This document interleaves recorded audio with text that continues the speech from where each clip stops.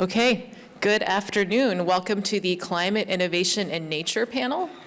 My name is Alex Contasta. I am a research assistant professor at the University of New Hampshire. And we have some great panelists joining us for this session. We have Britt Lundgren, who's the Senior Director of Sustainability and Government Affairs at Stonyfield Farm. John Campbell, a research ecologist with the U.S. Forest Service Northern Research Station. And Doria Brown, the Energy Manager at the City of Nashua, New Hampshire. I'm going to allow each of these panelists to introduce themselves in more detail, and then we'll move along to our question and answer. So we'll start with you, Britt. Thanks so much, Alex. Hi, everybody. It's great to be here with you. As Alex said, my name is Britt, and I lead sustainability at Stonyfield, where I've been for about 12 years now. Just a little bit about myself. My background is an interdisciplinary background in agricultural policy and science. So I did a master's program at Tufts, where I studied the intersection of agriculture and the environment, and then I spent about 5 years working on policy in Washington, D.C. with Environmental Defense Fund before coming up to work on sustainability at Stonyfield from the corporate perspective. Part of what drew me to New Hampshire and to working for Stonyfield is the company's long commitment to working with family farmers and really partnering with those farmers to advance sustainability. And Stonyfield itself actually got started as an organic farming school back in 1983. And Samuel came in and Gary Hirschberg were the co-founders of Stonyfield. They were looking for a way to bring in a little bit of extra cash to run the school because, not surprisingly, there's not a lot of money in teaching people how to be organic farmers. Samuel was fermenting things and experimenting with making things like kimchi and beer and yogurt. And back in 1983, there weren't a lot of people doing that. I mean, fermentation is like hip now, right? But in the 80s, it was weird. And but they decided that yogurt maybe had the most commercial potential, and they started selling it around the region and got some traction and decided to focus on the business side rather than the training side because they felt they could make a bigger impact on the region. Today, 40 years later, we're still here in New Hampshire, and we are still as committed as ever to the mission of the business and to supporting family farmers in this region. We really focus on getting our milk from the New England and Eastern New York area so that we don't have to haul it long distances, which of course has an impact on the climate, but also because that milk then comes to us, it's fresher and it makes for a better product. So there's lots of business reasons for us to maintain that commitment to farms in this region as well. And over the years, we've always had a commitment to addressing climate change. That Gary Hirschberg, our co-founder, studied climate change when he was in college, and which was much more unusual at that point in time. But he's always sort of had an eye to how does our business impact climate change. And Stonyfield was the first manufacturer to conduct a full life cycle analysis of our emissions, and we were also the first manufacturer to offset all of our emissions from manufacturing. And today we've reached a point where we now look at offsets as not the best way to reduce your impact, right? But at the time it was sort of this pioneering measure to say how do we make up for what we can't do at our plant. And so today we've of course shifted our focus away from offsetting and to making real reductions both on the industrial side of our business and on the agricultural side of our business. Over half of Stonyfield's emissions come from agriculture, specifically from dairy, and then another 10% come from things like fruit and sugar and those kinds of ingredients. So there's huge opportunity there, and there's also, if we don't focus on emissions from agriculture, we're never going to achieve the climate goals that we've set for ourselves as a business. And so my role at Stonyfield is to really look across the business, both on the agricultural side and the industrial side, to make sure that we are putting in place the business processes as well as the tools that can help us achieve that. So on the industrial side, it's all about how do we reduce our reliance on fossil fuels. How do we get off of fossil fuel generated electricity, and how do we get off of the use of natural gas in our plant? We were really pleased in 2022 to finally achieve 100% renewable electricity usage at our plant in Londonderry. We don't do that through on-site generation because of constraints that we have on-site, so we do partner with solar installations in other parts of the country to get there. But we're, nonetheless 100% renewably powered. And now we have to shift to our use of natural gas because that creates heat in our facility. So we need to look at how do we move away from that and towards a renewable source of heat, and also just reduce our overall demand so we don't have to generate as much energy. And then on the agricultural side, we team up with the organic dairies that supply our milk to give them tools that allow them to understand where emissions are coming from on their farm and understand what levers they have to reduce those emissions. And then we work together to track those impacts and those changes over time. There's so many different ways that dairy farms contribute to climate change, as I'm sure many of you have heard. But I think the good news is that there are a lot of exciting solutions that are in development that can help us address those emissions. And so we're looking at things like how do we increase soil carbon sequestration in the pastures and the haylands on these farms. We're looking at how we change manure management practices on the farm so that we have less methane emissions from the manure that's being, stored and generated on the farm. And then we're looking at things like how do we reduce actual enteric methane emissions from the cows themselves. That's the methane from the cow's digestive system. So yes, I am talking about burps and farts right now on stage. It's a fun part of my job. But there's some really interesting research going on to use seaweed as a dietary supplement for dairy cows, and the seaweed can actually change the enzymatic process in the cow's rumen so that it reduces enteric fermentation by over 50%. There's been some really promising research on varieties of seaweed from the South Pacific, and now we've teamed up with the University of New Hampshire and Bigelow Labs in Maine to look at whether we can actually utilize varieties of seaweed that are being grown more close to home in the Gulf of Maine to have a similar effect. So many different pathways that we can take, and a lot of my work is just looking at how do we advance as many of these pathways and the most promising pathways as quickly as we can so that we can really make an impact. The other side of my job that I want to mention, though, is that I also do government affairs for Stonyfield. And I think that this is important that as businesses that we recognize that it's not enough to just look at what your own impact is and try and take steps to address that impact. But businesses are not going to get this done on their own.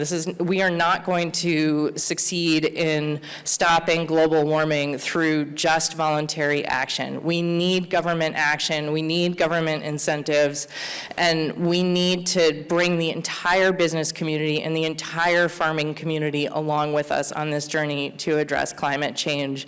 And that's what makes elections so important in this process, because our choices matter and will dictate, are we able to maintain the gains that we made with the Inflation Reduction Act in terms of incentives for both reducing industrial emissions and reducing agricultural emissions? Are we going to be able to hang on to those incentives and really put them into action on the ground? That question is going to be answered next November. And so it's so important that we all engage and do everything we can to advance the issues of climate change and all of these related sustainability issues in this election cycle. So thank you all for being here and contributing to that conversation. And I am going to turn it over. Thanks.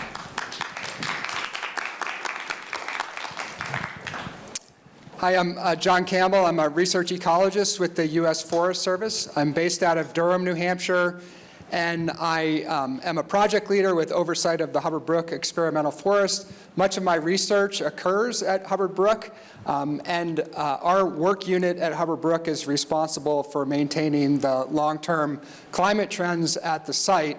And I'd be remiss if I didn't mention that this year was really one for the record books. I'm sure many of you have heard similar stories in the news, but we had the warmest temperature in 2023 ever recorded at Hubbard Brook over the measurements that began in the 1950s, and so almost 70 years now. So it was one of the warmest years on record. It was also one of the wettest years on record. We had record rainfall, and especially in the summer months of June, July, and August. I'm sure many of you heard about the flooding in Vermont and New Hampshire. Many of you experienced it in firsthand. And so, I think these events are very fresh in our mind right now. I don't think this year was really what I would consider to be an oddball year. It's on the high end of the trend line, and it's just what's happening now where we're getting these warmer years and also wetter years. So climate change, we're all thinking about it a lot at Hubbard Brook and in the region.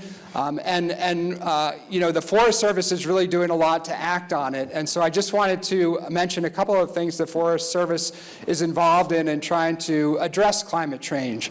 The Forest Service has a forest products laboratory in Madison, Wisconsin, and it's charged with developing methods to make wise and efficient use of wood resources in the United States. And just as an example of that, the Forest Products Laboratory is creating these mass timber products. These are products that are made from wood that are designed to replace steel and cement in tall buildings. And so the advantages of that are twofold. One, they reduce carbon emissions. It takes less carbon to produce these timber products than it does cement or steel.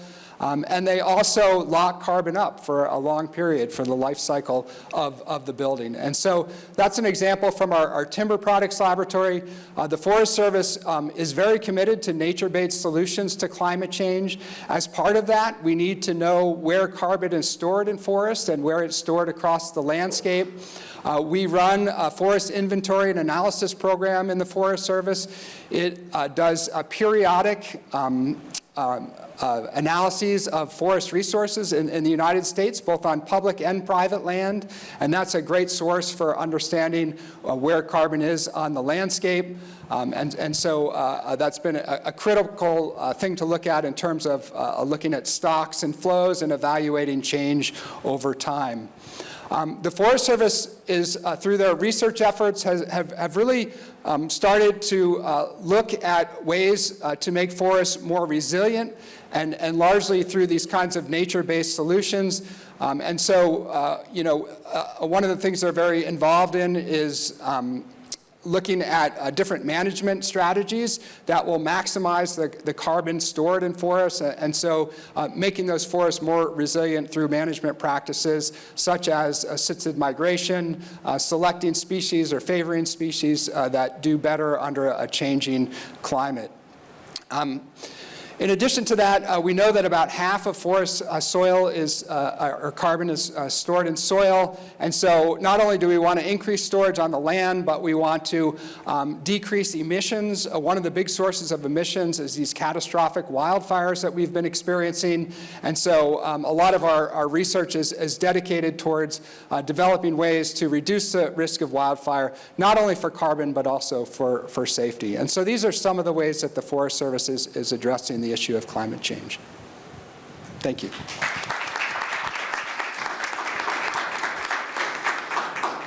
Hello, my name is Doria Brown, and I'm here, but I'm going to stay seated because I might have something in common with the planet, which is I'm a little bit of a mess, and I broke my toe potentially skiing last weekend, so I apologize for not standing up for everybody today.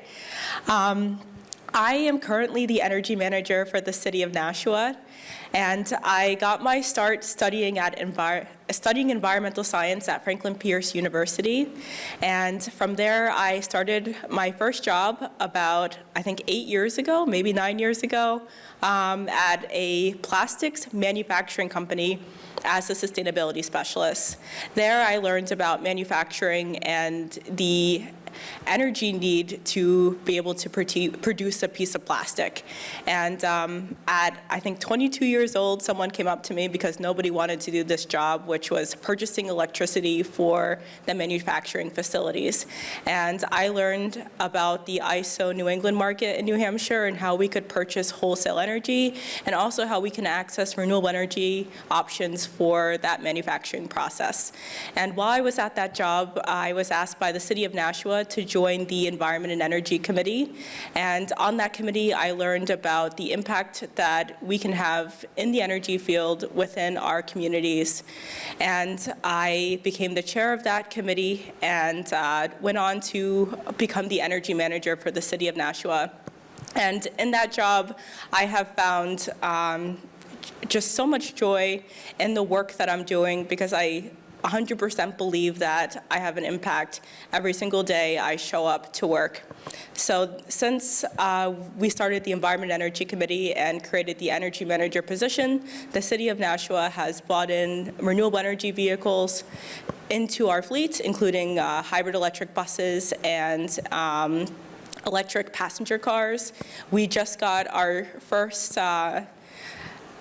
Ford Lightnings into our fleet about 2 weeks ago, and we're very excited about that. And we're working on our sustainability plan, which is called the Livable Nashua Plan, which will allow us to be able to work in our internal processes to see how we can become more sustainable as we plan things for the community. So that comes from purchasing vehicles, purchasing supplies, making our streets more walkable, working within our schools to bring in electric buses. All of those ideas we're hoping will be able to come to life using our Livable Nashua plan.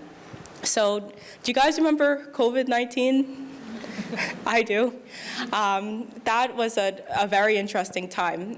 We were all sent home, and a lot of the hands-on work that I wanted to do within buildings wasn't possible. So during that time, I got involved with a group that has come to be known as the Community Power Coalition of New Hampshire.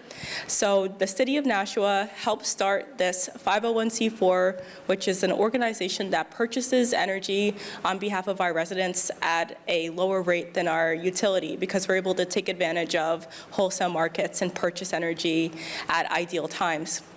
But through that program, we're also able to offer our residents renewable energy that they might not have access to, because there's a lot of barriers to owning your own renewable energy resources. So now the city of Nashua offers an opt-up to, I believe, 30% renewable energy, 50%, and 100% renewable energy when you purchase through Nashua Community Power.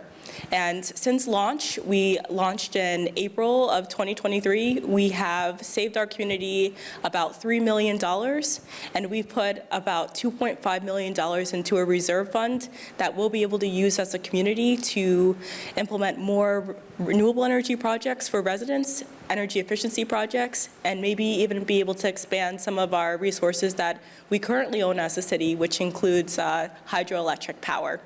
So also, during COVID-19, I decided to get on TikTok, which was a really weird time for me, and I created a platform called the Earth Stewardess platform on TikTok and Instagram, where I'm able to communicate some of the work that I'm doing with the city of Nashua and some ideas that I have to help other people bring those ideas to their communities. And that has been a wild ride. I joined a TikTok house called EcoTalk, which is a great group of professionals, students, and activists that have come together to create another organization where we're communicating climate solutions and climate positivity.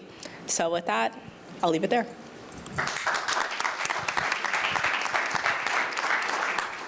All right, thank you all of you for those introductions. So we're going to move into our question and answer portion of the panel, and we're going to start with Windsor, who is going to ask Britt a question. Do you want to use that? First, I wanted to thank you all for your time. This is a question for Ms. Lundgren, and it is about government involvement in food access. So my name is Windsor Golembeski. I'm a student at the University of New Hampshire. I'm a communication and sustainability dual major with a minor in social justice and leadership. So as you can tell, I'm someone who's very interested in environmental justice, and one of those interests is in sustainable innovation in urban populations. And this is because with such a large population size that there is such a significant impact being made on the environment. And in addition to struggling with the effects of global warming, urban populations are frequently food deserts or communities with poor access to healthy, affordable food. And this is especially true in areas with more minorities and or a lower income.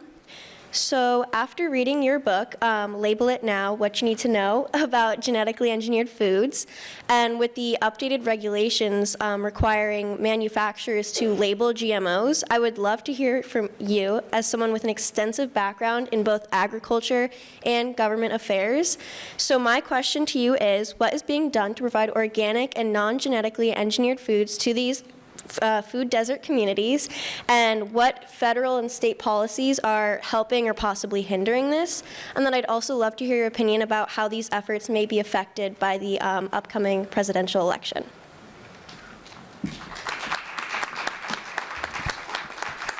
Great, thanks so much, Windsor. This is awkward. Yes, I do. Thank you. Thanks. So great questions, and I think we could spend all afternoon talking about them, so I will try and talk fast here. But I think that as someone who has worked in the organic sector for a long time now, I often get questions about affordability and access because organic food is more expensive and it is not accessible to everyone.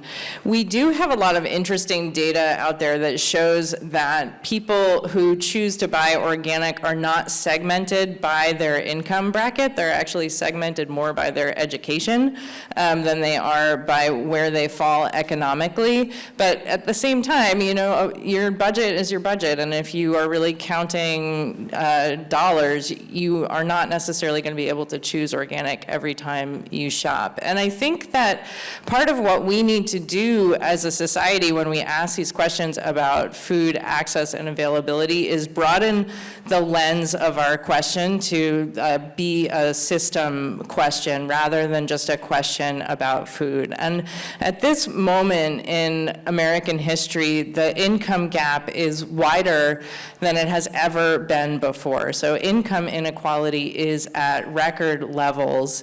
And this really drives, you know, a lot of these other issues that are around us. And I think that it is, you know, I think we have about 14% of Americans these days that are on supplemental nutrition assistance. We are on the verge of a crisis situation where Congress's inability to authorize a budget means that the Women, Infant, and Children program, which is specifically nutrition assistance for women and their babies, is going to run out of funding like tomorrow if Congress doesn't reauthorize the budget, or maybe it's like Tuesday next week. It's really soon, right? And this is just unacceptable that we could walk so close to this line, and that, you know, Congress is sitting there sort of like having this abstract conversation about how we have to manage our budget like a household does, while at the same time they're going to do something that's going to cause households very real physical pain because they're not going to be able to buy enough food as a result of this. So there's a lot to tackle here, and I think that, to me, it starts by asking these questions about equity in our society. And I also wanted to shift a little bit, like we do need to do better to make sure that people are able to access all sorts of fruits and vegetables and other healthy foods no matter where they live. There's a lot more that can be done, and that could be done at the policy level to address that. I think that we also need to think about the people who are growing our food and the impact that agricultural production has on those people, because we know that farm workers are really on the front lines when it comes to agricultural chemical usage, and they are the ones who are applying pesticides and applying these chemicals that can have really negative health effects, particularly when you're exposed to higher doses as the person who is putting those chemicals out on farmland. And when you choose organic, you are choosing to buy food, to pay more for food that was grown in a way that's not exposing farm workers to those chemicals. So it's creating a better life for the people who are growing the food. And they are a small slice of our population, right? It's less than 2% of America that's involved in agriculture at all anymore. And agricultural farm workers especially are a really unseen part of our society. Many of them are migrants. They don't live in one community year-round, and they may not be legal residents, but they're so fundamental to getting food on our plates, and their health matters just as much as everyone else's. And so I think when we can choose organic, we should, and then we need to do better from a policy perspective to make sure that everyone can access the food that they need. Thanks.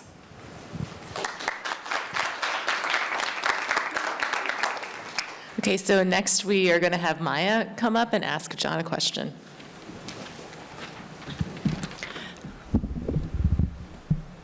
Hello, everyone. Thank you very much to all the panelists for their time today. It's been quite enlightening. And thank you, Dr. Campbell, for also taking the time to speak with us today. My question today is for you. And it's a question about the power, the limitations, and the potential for policy to accelerate climate action. So my name is Maya Bovino. I'm from Nederland, Colorado, and I study environmental and indigenous studies at Dartmouth College. The first time I recognized the severity of the climate crisis was actually in 7th grade biology class, and I can still picture the exponential graph that my teacher drew on the board to show me that the extent of warming that I and my classmates would face in our lifetime if we didn't take action to curb the CO2 emissions. And indeed, in the 20 years of my life, I have witnessed and lived through 20 of the 20 largest wildfires in Colorado history. As a young person learning about and experiencing climate change, I often feel that the US policy and funding put toward climate action is insufficient and meager, especially in the light of the science and the research that comes out warning us of the dire impacts of climate change, not only today for millions and billions of people across the world, but also for the generations of the future. The idealist in me likes to think that if we were to improve communication between impacted communities, scientists, and policymakers, that policy that comes out of the government would be a lot greater and more dramatic. And I do believe in the power for scientific research and knowledge to incite change, but I do feel that we need to work to build better bridges between science and policy to get there.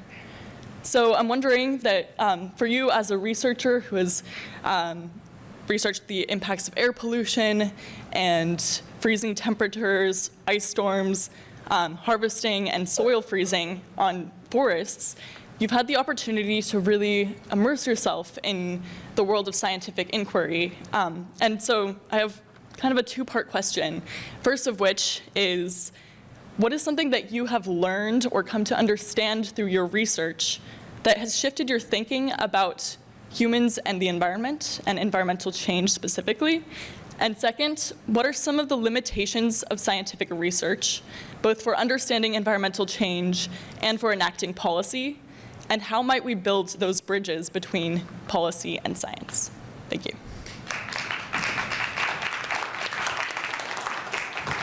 Great, thank you for that very good question. I appreciate it.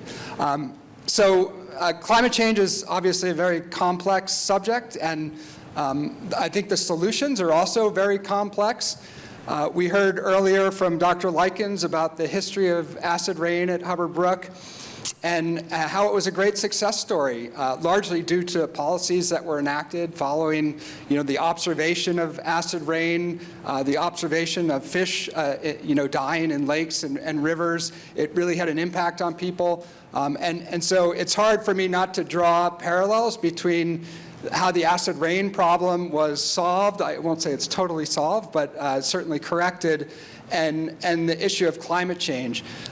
In many ways, these two things are very similar, and both are exacerbated by the release of or burning of fossil fuels, which is a big contributor to carbon dioxide in the atmosphere and also the ingredients in acid rain. But there are some pretty stark differences between acid rain and climate change. With acid rain, I think of it as much more of a regional issue. We could actually see where the sources were. With climate change, it's a much more distributed problem. It affects everyone on Earth. And so in that regard, they're really kind of different. And so it's very difficult to pinpoint the sources and to regulate our way out of them. And so I think that is the great challenge with climate change, and why a policy is very difficult to pass just to address that. That's not to say we can't do things like that, but I think it's going to take big international agreements like we have been seeing going into place with the Paris Accord and things like that. With climate change, one thing that people have been turning to are these nature-based solutions. It is a way to use nature to solve these complex problems through conservation, restoration, and management. And so that's. Do I have a red? I saw the red paddle. I thought I was done already. And so that's something that we are seeing more and more of, are these kinds of nature-based solutions. It's something tractable that I think we can get our heads around. It's also very scalable. It's something that we can do at the individual scale, and we can do it at the community scale. We can do it at the state and country level. To make that happen, I think it will take education, outreach, and training. You have to convince people that this is important. You have to explain to them how it can be accomplished. We also need some kind of financial incentive. I don't think people are going to necessarily do this on their own, and so I think a financial incentive would help with that. And then also, it's really important to monitor and follow up on it to see if it's actually working and to see if people are reporting their results correctly. And so, this seems like a kind of way to at least start to address the issue, but it's not by any means the silver bullet. I think it's going to take, it's part of the solution, but not the entire solution. And so we're going to have to look to the energy sector, the building sector, the industry, and transportation to also, reduce emissions as well. In terms of my own personal experiences, much of my research, as you've done your homework, I can tell, a lot of it revolves around winter research, and it's just been so eye-opening to me. We always used to consider winter to be this dormant period when nothing was really happening, but this time of dormancy, there's a lot of things actually happening during that time, and Dr. Burakowski had talked about that earlier. This is a time of year when there's actually a lot of activity. We might not see it. It might not be that prevalent, and so for me, that's been very eye-opening and kind of has changed the course of kind of my research to look into it more. So thank you for that question.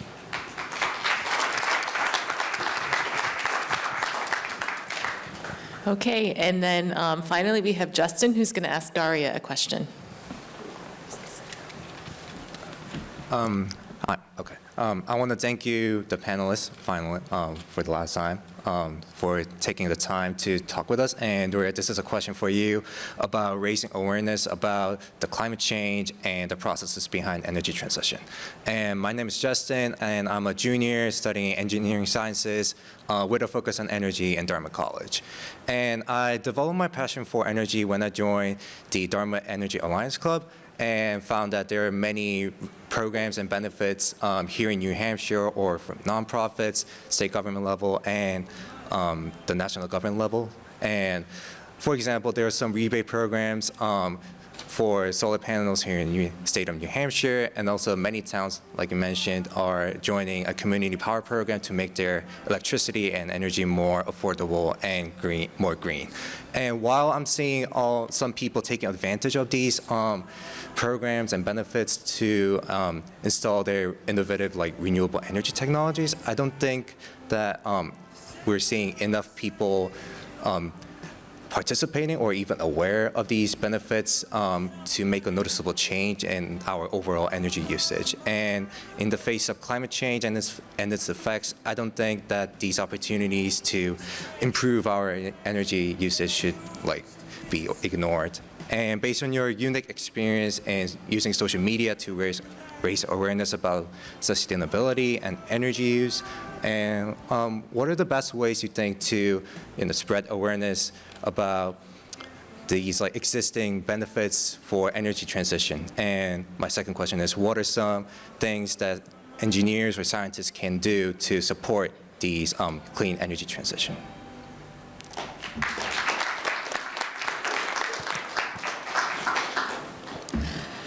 So one of the reasons I'm in one of the reasons I'm in the energy field today is because there is just so much opportunity for improvement, and all of the tools we need for that improvement already exist today. It's just a matter of educating people about these opportunities and making those opportunities affordable for people to be able to implement them in their projects. So I think that the best way to do that is to educate. So using social media platforms like I do on TikTok and Instagram to tell people about these solutions, but also reach out to the people who are selling these products. So a lot of times when you have a boiler issue in your home, you will go to a contractor and say, hey, my boiler isn't working. What should I do about that? And they'll say, oh, here's a boiler that's new, that's a little bit more efficient, that you can replace that with. So I think we need to access these groups in the trades that are selling these solutions to educate them on the opportunities for things like heat pumps and things like more efficient electric systems to help electrify people's homes, and the incentives that are already in place for those to be affordable, to leverage that barrier for people to be able to get these new products. So when I recently experienced some issue in my home, in my boiler, I went to my contractor and I said, hey, what should I do, just to see what would happen? And they offered me a little bit more efficient boiler than I had already. And we ended up having a long conversation about the energy field and different opportunity and different incentives that they could offer and help people access as they're making those decisions. And I really think that we just had a great conversation, and that might have even been able to shift their business a little bit. So I think what's important is engineers and people in the field that I'm in being able to access these people that are working in the trades to tell them about these opportunities and to have them learn about the incentives and benefits that are coming from the Inflation Reduction Act. So as for communication, I think that the best way for communities to be able to have the ability to educate more on these issues is for young people to join their local boards and commissions. And I do want to give a little bit of a shout out to Taylor and Dante up front. They are on our Environment and Energy Committee for the City of Nashua, and they have been helping us with our sustainability plan. They've helped us create more environmental goals, which included a whole new evaluation process for when we purchase vehicles in the city. So I think what is super important is young people getting involved in their local government, young people with this education and these ideas to be able to share them with local governments and be able to join these volunteer commissions, even though I know it takes a little bit of time.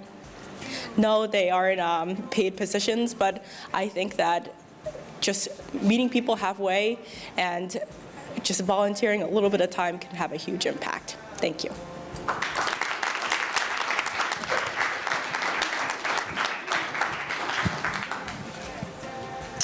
Okay, well, that concludes our panel. I'd like to thank all of our panelists, and I guess we're going to transition to the next one.